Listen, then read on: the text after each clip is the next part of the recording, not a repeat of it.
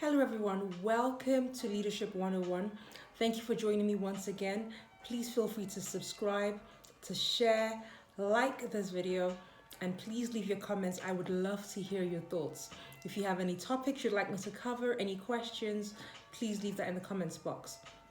So the leadership principle we're going to be discussing today is detail-oriented leadership. As a leader, it is important that you invest time and effort, and you use that time and effort, and you make sure that you pay attention to details. Details can often be overlooked as unnecessary. Details can be overlooked as just inconsequential to your leadership. But you must be aware that your leadership relies a huge deal on details, the small details. As a leader, your job is to look further than your people and to come back into the present and lead them with direction, lead them with vision, lead them with purpose.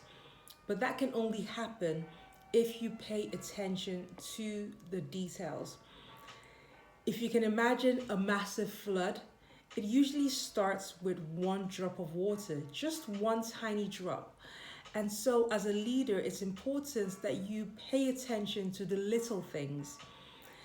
It may feel like an inconsequential thing to inquire about the welfare of your cleaners or those in the bottom levels of your organization.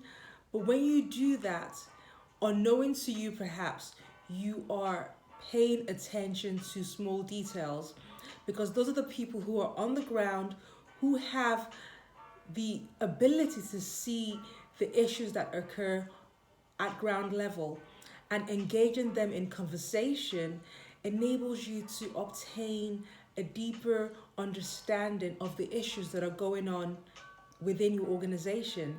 Those people on the ground level who are doing the job on a day-to-day basis, they have a good grasp of what works and what doesn't work. And so they are in a better position to provide you with feedback. So just engaging them in conversation enables you to obtain information that may not necessarily filter up to upper management. So it's important that you take the time and you pay attention to the small details. Every organization is almost like a tree. A massive tree will have branches of different sizes. Some branches are much thicker, whilst other branches are much tinier and they're smaller, but they are all interconnected.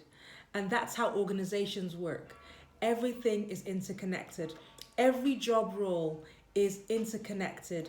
And so when you are able to pay attention to the details, it helps you to be properly able to connect the dots, to connect how things work, and how perhaps if your organization is into manufacturing and you decide to open up a factory in a remote location or in a different country completely, as a leader, it's your job to inquire and to find out what impact your organization is having on the environment, to find out what impact your organization and your factories are having on the residents in that community.